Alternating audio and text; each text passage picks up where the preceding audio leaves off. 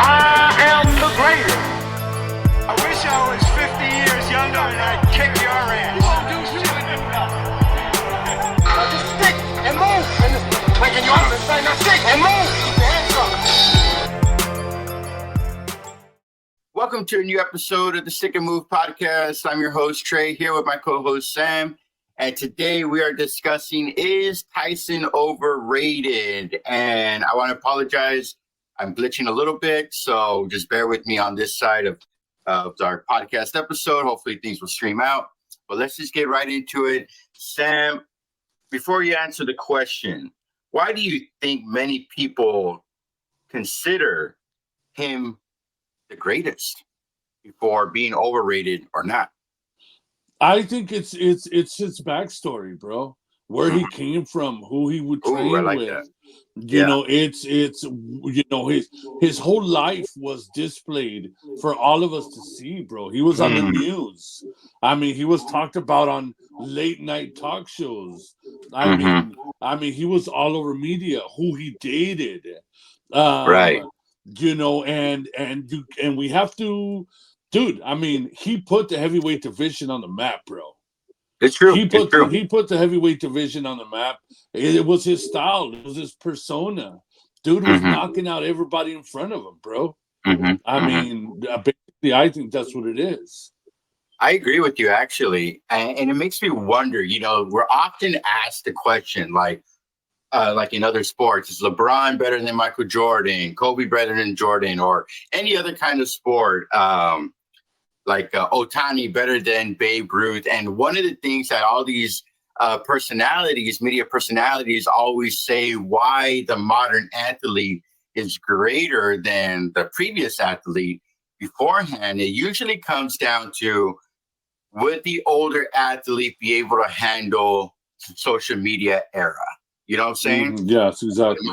Would Michael Jordan have been able to be who he is, or Babe Ruth have been who he is, if they had to deal not only with the chaos of sports and their local media or slower media, newspapers and stuff like that, and also have to deal with social media? So it makes you understand and appreciate the modern athlete today versus what they're going through now versus then. And I bring that up because of kind of what you said with Mike Tyson, brother. Considering there was no social media then, we knew what his day-to-day life was kind of like. Yes. We knew the girlfriends he was dating, the Robin Givens and everybody else, the Brad Pitt scenario, supposedly. I don't even know if that's real, but that's been like a myth or a legend within that, all that chaos that ensued in Tokyo. But it just goes to show you that, you know, even with his flaws, here we are almost 50 years later, almost 50, I can't believe it, almost 45 years later, he's still considered, you know, talked about very well amongst the boxing community. So his legacy has continued to live on. You know what I'm saying? Exactly. So, let's answer.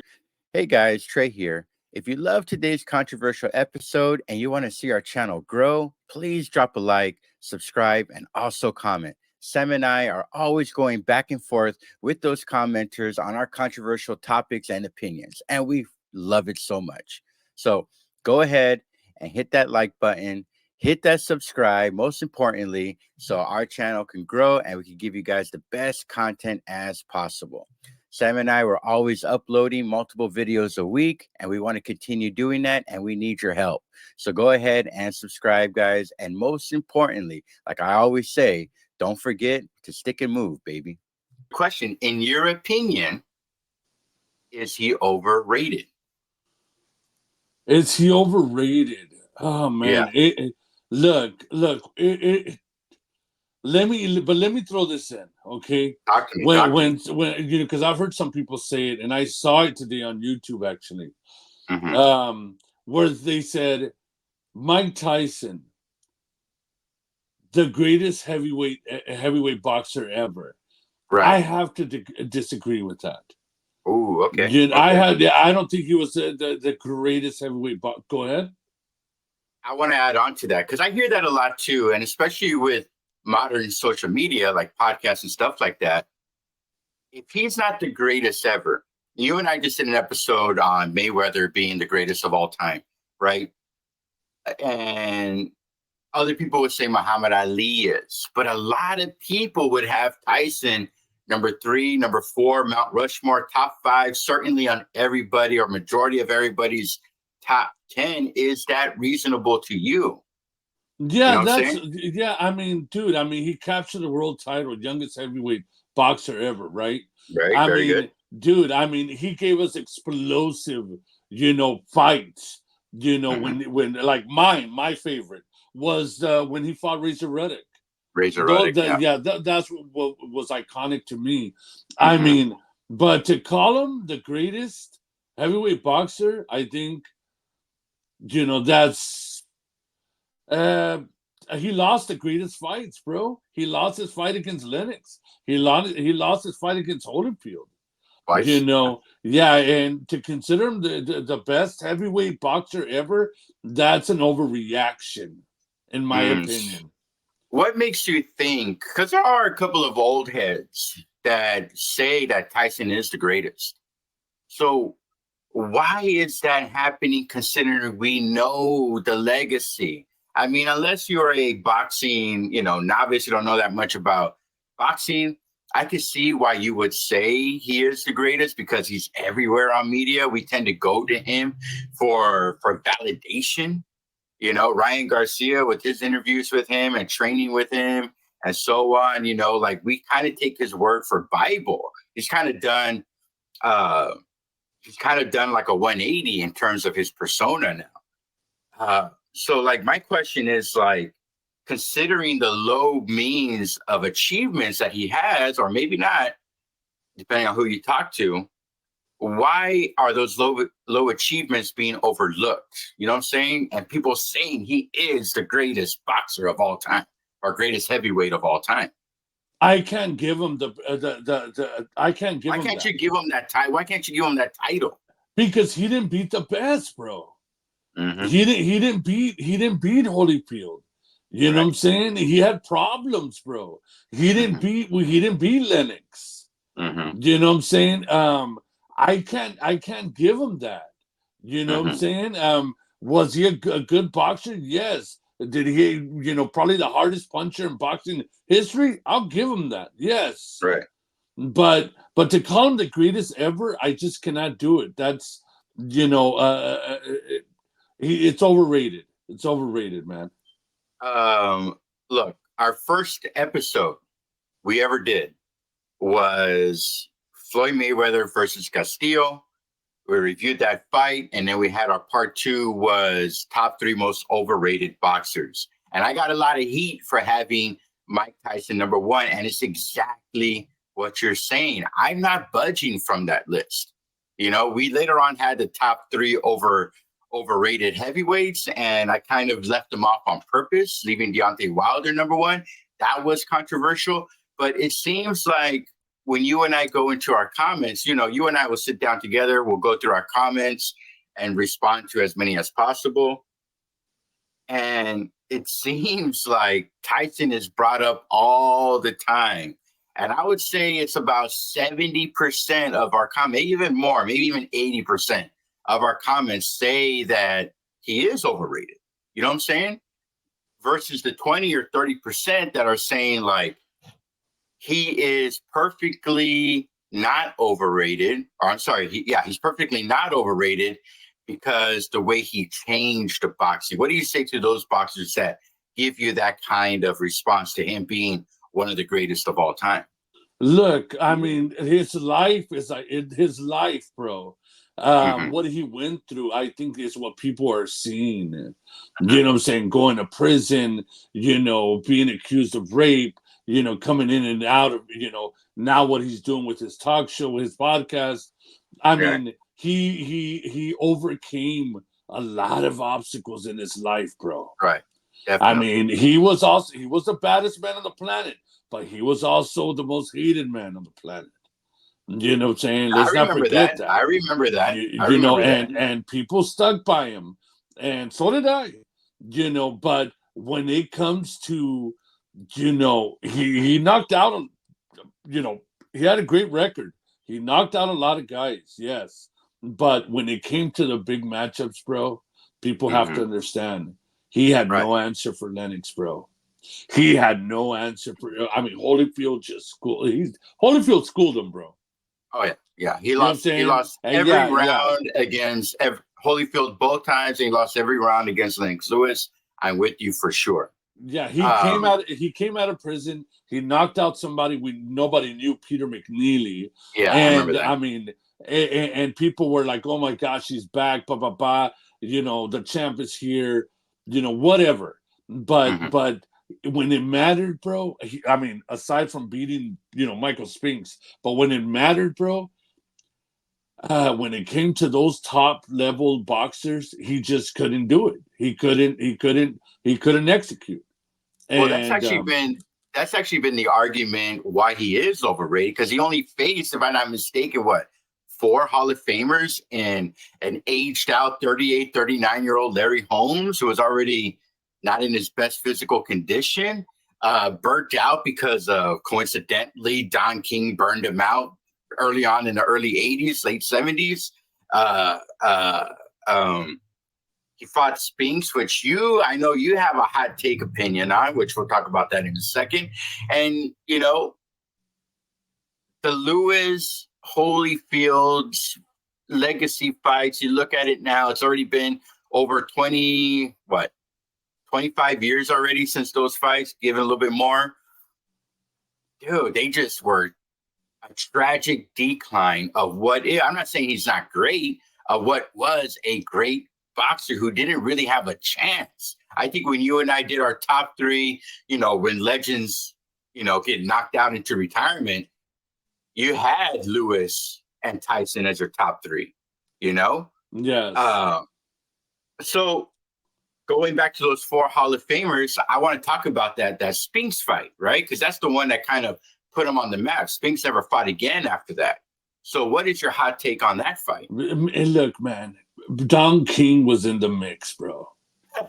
Don King was, Don King. That's why I brought him up with Holmes, bro. Yeah. You can go back and watch that fight to refresh your memory. Michael Spinks didn't put up a fight, bro. You know what I'm saying? Don't get me wrong. He got smacked, but he didn't get up. A world champion. Right, world champion for sure. Dude, let's not forget, dude, for me, in my opinion, Michael Spinks sold him. He sold it, bro. Right. It was a business, and Don King was involved. There was a lot of I'm gonna name one that I could not believe, bro. I jumped up, bro, and I couldn't believe it. The fight he had with Bruce Seldon. Right. I was thinking about that. Dude. The fight he had Bruce Seldon, bro. The commentators were there. Commentators were there talking about it. That punch barely grazed Bruce Seldon's head. I agree. Or not even. And it was like a total knockout. There was a lot of question marks. I think Buster Douglas. I think Razor Ruddock. I think Carl the Truth, Bone Crusher. I think that's what exposed him. You know what I'm saying? And with the jab and the uppercut, that was the answer to beat Mike Tyson. You know what I'm saying? And I think he was. I'm probably gonna get a lot of hate for this, but he was a lot of hype, bro. He was a lot of hype. He was put in front of a lot of bums, bro. Well, you coined that phrase, bum basher, right? Yes, he's a number one. He's the number one greatest bum basher of all time. I mean, dude, he fought an overweight Tony Tubbs. He fought a Mitch Green, some dude that was off the street, bro. Right. I mean, and they sold the fight. Oh, they got in a fight outside, which was true, whatever. But I mean, they just knew how to market and sell fights that really had no competition for Mike Tyson, bro. That puts things into perspective with Don King. I mean, I know to me, he was the worst thing to happen to boxing. But honestly, bro, he sold an era in the 1980s where the heavyweight division was nothing but he found the boogeyman in Mike Tyson. And yes, we bought into Mike Tyson being, even to this day, having this conversation, being the greatest spectacle at that time, probably in sports history. We wanted to watch Mike Tyson more than Magic versus Bird. We wanted to watch Mike Tyson more than when Jordan was taking over. We wanted to watch Mike Tyson than the 1988, the Seoul Olympics for Carl Lewis and the Ben Johnson Flojo craze, steroid craze that was going on. Mike Tyson was the hot ticket, and Don King was able to sell what you're saying with the whole bum bashing. And here's the funny thing, bro. We were okay with it. We knew we were getting a first round knockout, but what we wanted to see was what Tyson brought to the ring to the television every single time. We wanted to see the car wreck. We wanted to see how this train was going to derail off the railroad track and the spillage afterwards. And Mike Tyson lived up to that. And I think that legacy that he had in the ring early on is what has carried his boxing mythology, I guess you can say, to what we're having even today, now almost 40 years later, still having this conversation about, is he overrated? Is he not? It's just an interesting perspective. You have any thoughts on that? Look, I do want to say this, man. I do want to say this. He fought beautifully. There's no heavyweight, bro, in my opinion, that had the speed and power and agility like Mike Tyson. And I do want to add this. If Cus D'Amato would have been around for Mike Tyson's whole career, maybe things would have been different. Maybe let's talk about that. Maybe if Cus D'Amato was in the corner when he fought Holyfield, especially Holyfield, I think that things would have been different. Really? I think so.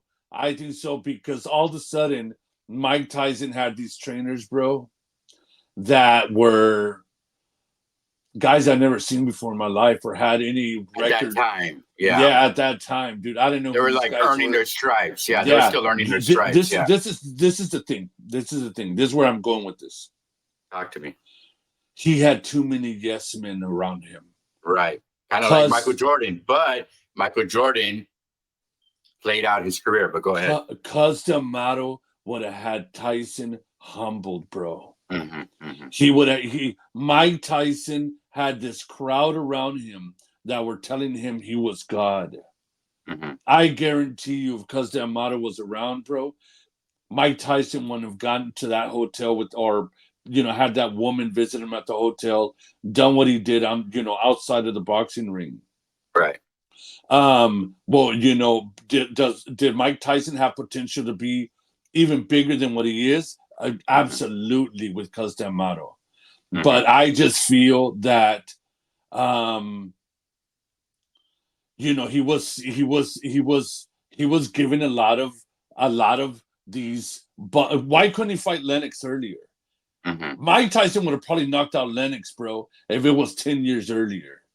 Well, I know Lennox and him were sparring partners, and when they were they've known each other when they were teens. So, right. So, and let's not forget Holyfield. He was in cruiserweight, but they came up together also. Mike Tyson was the alternative heavyweight guy when they went to the Olympic trials. So Mike Tyson was next in line. I don't recall why he didn't qualify, but he had relationships with these people that have lived on to become great Hall of Famers, like you're saying, Lennox Lewis, Evander Holyfield, and so on. What I want to ask you, bro, is, I hate to say this because I do like Mike Tyson. I think he's a great personality. I think he's done a lot for boxing. Now that, YouTube fighters are coming in, he's done a real good job guiding boxers. Like RYANGARCIA and Tyson Nagano and stuff like that, into giving them pointers on how to be successful. I think he's been humbled, like you said, a little too late. But let me ask you this controversial question. Is he the greatest boxing waste of potential? of our sport. Oh my gosh, bro. Is he the greatest? In other words, look, he had us, you know what his career reminded me of? And I kind of brought this up earlier on our episodes. His career kind of reminds me, and I'll get a lot of comments and hate on this, of Shaquille O'Neal, brother. Where Shaquille O'Neal had this 3 to 5, 6 year window where he was unstoppable, right?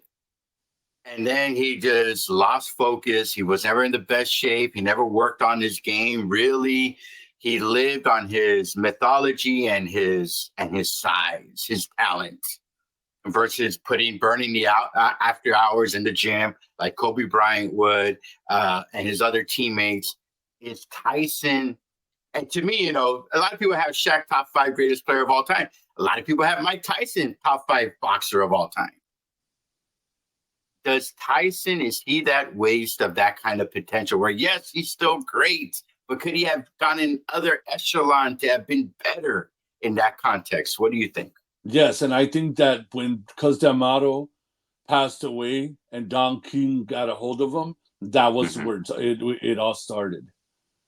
I think that's where it all started. I honestly do believe right now that Mike Tyson would have KO'd, screw it, he would have KO'd both Lennox and Holyfield, bro, if Cus D'Amato was around and if the fights were taken at the right time.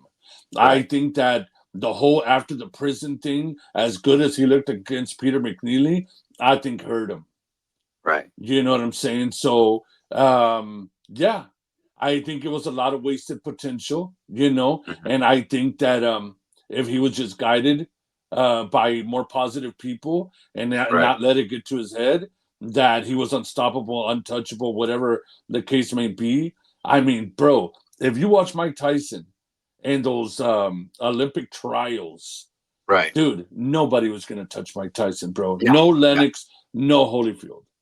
You know what I'm saying? It's just a shame, bro, because that peekaboo style, to me, that was action in the ring. Even in his defense, it was action. His defense was violent. It was, to me, just as violent as his uppercuts and his right cross and his hooks, bro. Because how are you going to, one, connect with that, and two, just surround yourself in the ring? Imagine seeing this bull come at you with that kind of speed and footwork, not to mention defense, and knowing that he can take you out in one shot. In a weird way, bro, I know you're saying that Michael Spinks, you know, was in cahoots with Don King, but I kind of don't blame him. Remember, that was part of the conversation when we were kids. Would you take $1 million to get into the ring with Mike Tyson? You remember those conversations? And we would all be like, oh, you know, I would do this, I would do that. Bro, nobody was surviving that round with Mike Tyson unless you were a top-tier shelf boxer. You know what I'm saying? So, you have him overrated. Of course, everybody knows I have him the most overrated boxer of all time. But it's not necessarily because, you know, he was a waste. It's because what you said also, the people that surrounded him after Cus passed away really weakened his potential as a fighter. I think he could have been where he was undisputed, the greatest boxer of all time, and it would never have been even a conversation. So those YouTube channels that you're watching would have been validated. You know what I'm saying? If he had the right people in his corner like he did the first quarter of his career. So that's my last two thoughts. Go ahead. Look, bro, how do you get, this is what I mean. I think his preparation for the bouts was wrong. Right. How do you get rigged fights? Peter McNeely, a Bruce Seldon that throws the fight. How do you go from there and throwing him with the Lions the next following fight? I think that he should have been prepared with more tougher opponents that know how to jab and have better chins and that actually came to fight. Right. You know what I'm saying? I think Mike Tyson would have had a better shot at Lennox and Holyfield right after Razor Ruddock and Carl the Truth Williams. You know what I'm saying? Bone Crusher Smith. Bone Crusher Smith, yeah. Yeah, Bone Crusher Smith. If he would have fought them guys right after that, I think we would have had a different outcome. I think you were giving him too many easy fights, bro. Here's the thing. I agree with you 100%. But that was Don King, brother. Yeah, Don King knew that anybody, well, it's exactly what I said. And I hate to say that I was part of this, but bro, Don King knew that people just want to see the wreck, man. They want to see the train go off the tracks. They want to see the spillage. They don't care who he fights. People did not want to see him get into a war, bro. They wanted to see him. It was crazy because $49.99, $39.99 for a pay-per-view at that time was pricey as hell. People were willing to. We knew that we were going to pay for a 1-round knockout or a top 3-round knockout. We just wanted to see how it was going to hurt, how the other boxer was going to fly out the ring. And Don King knew that, and he played that as far as he could. And when he came out after prison, you know, I mean, he wasn't the same boxer. Yes, he was fighting McNeely and Savarese. You remember that? Oh my gosh. Yeah, that was horrible. And he was nowhere near, at least if he would have been fighting top contenders before Holyfield and Lennox Lewis, he could have sharpened the steel a little bit. Iron sharpened iron, right? Iron, sorry. So I agree with you on that, man. You have any last thoughts on this? Yes. My last thought is Mike Tyson hurt himself getting involved with the people that he got involved with. The whole celebrity Hollywood, thing. Robin Givens and his status in Vegas and Hollywood. It got to the point where going to a Mike Tyson fight was like going to the Oscars, bro. Right. You know what I'm saying? It was, yeah. Yeah, I mean, you had all these celebrities there. I know they still do it today, but there was just something, I think that was in Mike Tyson's head that would have been different if Cus D'Amato was around. The guy, he has one of the best styles of heavyweight boxing that I've ever seen in my life. I agree, actually. And but to say he's the greatest ever, that's an overreaction. I think he was an overrated boxer. All right, so we'll leave it at that. Guys, go ahead and follow us. Leave some comments. If you get a message from Sam, it's under Stick and Move Sam 75, right? Yeah. And under me is the Stick and Move podcast. Guys, keep the comments coming. We love it. We love all you guys. And I like to always say, don't forget to stick and move, baby. I am the greatest. I wish I was 50 years younger and I'd kick your ass. Just stick and move. And making you understand, now stick and move.